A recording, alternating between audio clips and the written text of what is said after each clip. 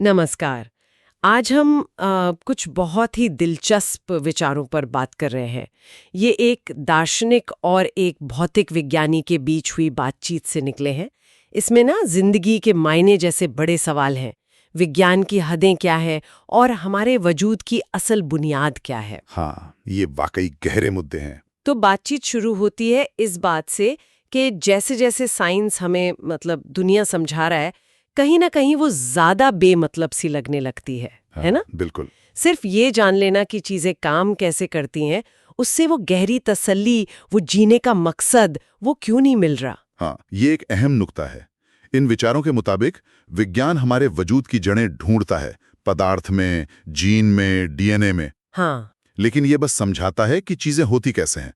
उनका कोई गहरा मतलब नहीं बताता।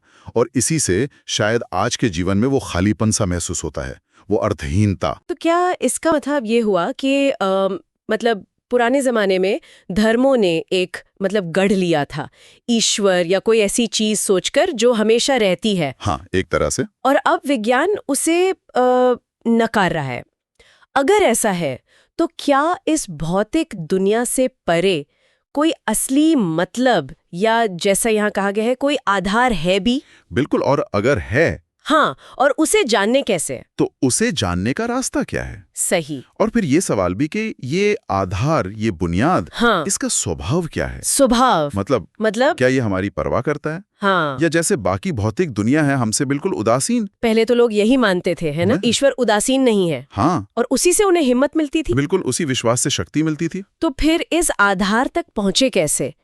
बातचीत में जो पारंपरिक तरीके हैं जैसे ध्यान या तपस्या, उन पर तो सवाल उठाया गया है। कहा है कि वो आत्म धोखा भी हो सकते हैं। हाँ, उस पर शंका जताई गई है। इसके बजाय एक ज्यादा कह सकते हैं तर्कसंगत नजरिया सुझाया गया है। तर्कसंगत मतलब वैज्ञानिक जैसा?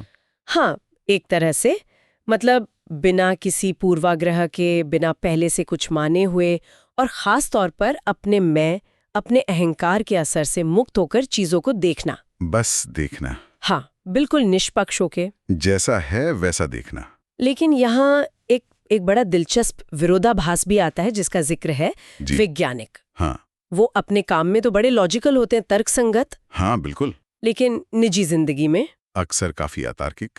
ऐसा क्यों है? क्या हम सब असल में अतार्किक ही हैं? इस बातचीत के अनुसार एक संभावना ये है कि हमने शायद एक गलत मोड़ ले लिया है। गलत मोड़? कैसा गलत मोड़? हमने विचार को, अपनी सोच को जरूरत से ज्यादा अहमियत दे दी है। सोच को? हाँ, हमारी सोच जो यादों पर, अनुभवों पर, ज्ञान पर टिकी है, वो हमें अतीत और भविष्य में उलझाए रखती है। अच्छा। और यही सोच मैं और दूसरों के बीच वो दीवार खड़ी करती है, वो अलगाव पैदा करती है। और शायद यही हमारी अतार्किकता का असली सोर्स है। तो क्या आप कह रहे हैं कि अपने मन को समझने के लिए सिद्धांत बनाना, थ्योरी बनाना, वो बेकार है? सारी दुनिया के लिए तो ठीक है। हाँ, जैसे पदार्थ को समझने के लिए तो सिद्धांत चाहिए ही। बिल्कुल। लेकिन अंदरूनी दुनिया में, मन की दुनिया में, यही सिद्धांत शायद पूर्वाग्रह बन जाते हैं। वो हमें सच्चाई को सीधा सीधा देखने से रोकते हैं। तो फिर रास्ता क्या है? रास्ता शायद अंतर्दृष्टि में है। इनसाइट।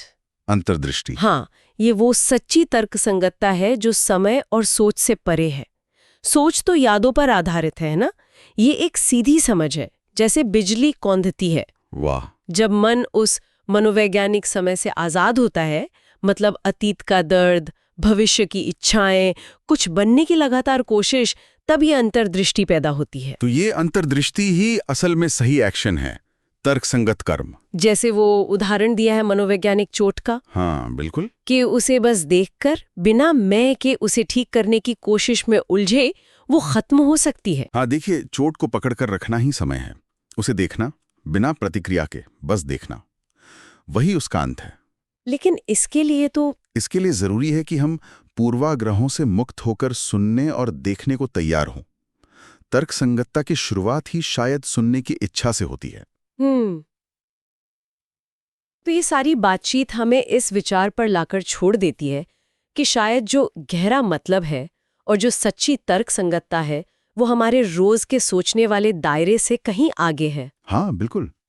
ये समय और मैं की हमारी पूरी समझ पर ही सवाल उठा देती है। और ये सोचने पे मजबूर करती है कि क्या हम वाकई अपने अंदर जो चल रहा है, डर, इच्छा, पुरानी चोटें, क्या हम उन्हें बिना समय और सोच के दखल के सीधा सीधा देख सकते हैं? क्या सिर्फ उस देखने में ही कोई समाधान है? हाँ, क्या उस अवलोकन में ही मुक्ति छुपी है? ये वाकई एक गहरा सवाल है। सोचने के लिए बहुत कुछ है। इस गहन चर्चा के लिए धन्यवाद। धन्यवाद।